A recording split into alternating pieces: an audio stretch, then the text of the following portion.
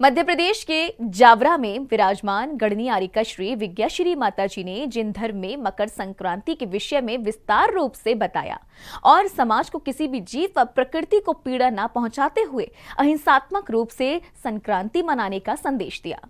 देश भर में मकर संक्रांति का पर्व धूमधाम से मनाया जा रहा है। इसी क्रम में मध्य प्रदेश के जावरा में विराजमान गणनियारिका श्री विद्याश्री माता जी ने संक्रांति की महत्वता को विस्तार रूप में कुछ इस प्रकार बताया। और मानव जीवन बड़ी पुण्य के उदय से मिलता है और साल बदल गया है, 2026 आ गया है और 2026 का पहला पर्व आ रहा है मकर संक्रांति। सामान्य में संक्रांति का मतलब होता है बदलना और मकर का मतलब है अभी सूर्य जो था वह कर्क राशि में था, अब वह बदल करके मकर राशि में है, इसलिए उसका नाम मकर संक्रांति पड़ा। आज विशेषता क्या थी जो पर्व के रूप में मनाई जा रही है। अपने इस भारत क्षेत्र में एक जम्बू द्वीप क्षेत्र है, वो जम्बू द्वीप है, उस द्वीप में दो सूर्य होते हैं, दो चांद होते हैं। तो एक सूर्य दक्षिण की ओर चलता है और एक सूर्य उत्तर की ओर चलता है। तो इन दोनों का जब 6 महीने उत्तर की ओर चलना हो, 6 महीने दक्षिण देखना, कभी दक्षिणायन और उत्तरायण, तो आने कल से उत्तरायण होगा। उत्तर मतलब उत्तर की दिशा से निकलेगा और पहले दक्षिण की दिशा तो वही रहेगी, पूर्व, दो कोने बने रहेंगे, पूर्व के इस तरफ का और इस तरफ का। दक्षिणायन गर्मियों के मौसम में और उत्तरायण ठंड के मौसम है ना। तो ये है मकर संक्रांति का मूल अर्थ। वहीं गुरु मां ने सभी भक्तों को जैन धर्म में मकर संक्रांति का क्या महत्व है इस विषय में भी बताया। इस दिन हुआ क्या था विशेषता, तो अयोध्या में जो भरत चक्रवर्ती थे, भरत चक्रवर्ती की आंखों की जो ज्योति थी वह कितनी थी, 47,000 योजन, इतनी दूरी का देख सकते, इतना पावर था आंखों। तो उन्होंने क्या किया था, ठंडी का मौसम था और 84 मंजिल पर जाकर के उन्होंने अपने सिर धोया, बाल धोए। और बाल धोने के बाद पहले राजाओं महाराजों के बड़े बड़े बाल होते थे, तो उन्होंने सोचा प्रकाश सूर्य निकला है तो चलो बाल सुखा दो। तो बाल सुखाने के लिए ऊपर गए तो जैसे ही देखा कि सूर्य एक बिंब है और उनका एक विमान होता है, उस विमान में 500 धनुष काया की अरिहंत की मूर्ति, तो उनको मूर्ति ऐसी दिख रही थी जैसे आप मुझे दिख रहे हैं, इतनी नजदीक रही थी, क्योंकि ये पहली गली थी,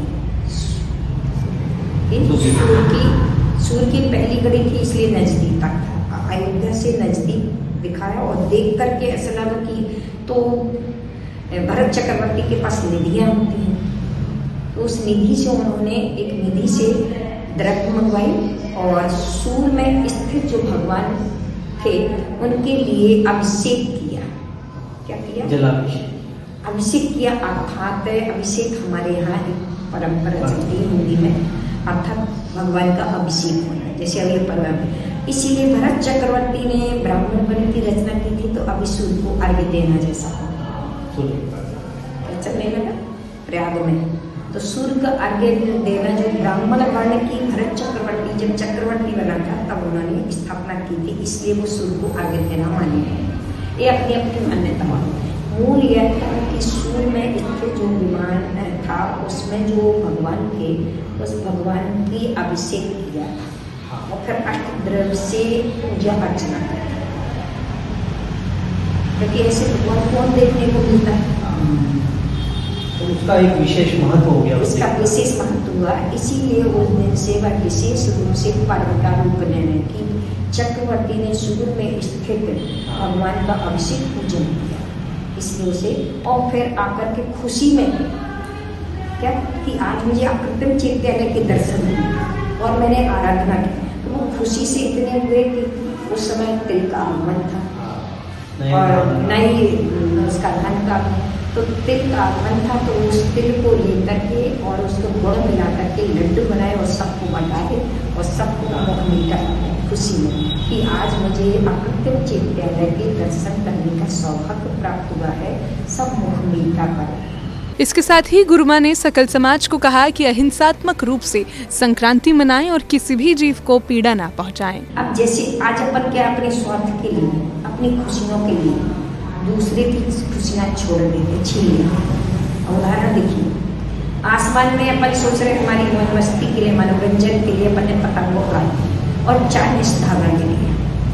और चाइनीज धागा में कितनी ना तो वो गलता है ना टूटता है, इतना खड़ा कर रहता है कि किसी भी परिंदे के गले में जाता है और फंस जाता है, उसकी गर्दन काट देता है। अरे धुआं तो यानी कि शौक तो वो कहलाता है जिसमें धुआं छिपी हो, शौक वो नहीं कहलाते जिसमें किसी की बदबू छिपी। अपना यानी कि आत्मकल्याण किसमें धुआं देंगे, आप ही आप सब लोग हमसे मांगते मांगते जी हमें आशीर्वाद दुआ, आशीर्वाद मतलब दुआ। तो आपको भी अपने जीवन में यही कि ये आसमान में पतंगे उड़ने की जगह ये पतंगे यानी पतंगे भी उड़ रहे हैं। पतंग तो इतनी शोभा नहीं देती है आसमान में। आसमान में शोभा यदि देता है तो क्या देते, परिंदे देते हैं, उनको सदा उड़ना है। तो मैं तो आज ये थी उड़ाना है। तो ऐसी शौक ना पाले जिससे जीवन किसी का चला जाए। तो आप आज मैं इस मकर संक्रांति के इस पावन अवसर पर कहूँगी, जैसे साल में सूर्य ने अपनी गति बदली है, तो आप भी आज इस मकर संक्रांति के पावन अवसर पर आप भी अपनी नकारात्मक सोच बदलें, सकारात्मक सोच बनाएं। आपका त्योहार ऐसा हो कि तुम्हें भी खुशी मिले और परिंदों को भी अर्थात अन्य जीवों को भी खुशी मिले। पतंगों की धागा से कितने जीवों की हिंसा हो, कितने जीव आज मौत के घाटों तक। तो कम से कम आप इतने तो अपने जीवन में विचार बना के रखो कि हम हिंसा नहीं, दया रखो। आज अगर किसी भी जीव को बचाओगे तो 1000 योजन 1,00,000 योजन जगह में सोना जितना रखो उतना सोना किसी को दान कर दो और चाहे एक जीव को बचाओ, बराबर पुण्य लगता है। तो इस मकर संक्रांति के पावन अवसर पर हमें यह विचार अवश्य करना है कि हमें पतंग उड़ा करके किसी जीव की गर्दन ना कटे, किसी परिंदे की हिंसा ना हो, उनको जीवन दान मिले। तो हमें ऐसी पतंग नहीं उड़ाना है। अगर पतंग उड़ाना है तो उसमें धागा कैसा सूती,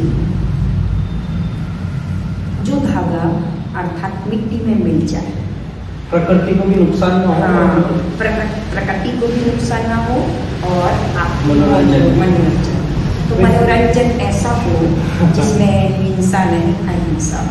इस प्रकार गृहिणी आरिका श्री विज्ञाश्री माताजी ने सकल समाज को मकर संक्रांति का महत्व बताया और मनोरंजन ऐसा हो जिसमें हिंसा नहीं अहिंसा हो का संदेश दिया। जैन फोकस के लिए जावरा मध्य प्रदेश से ब्यूरो रिपोर्ट।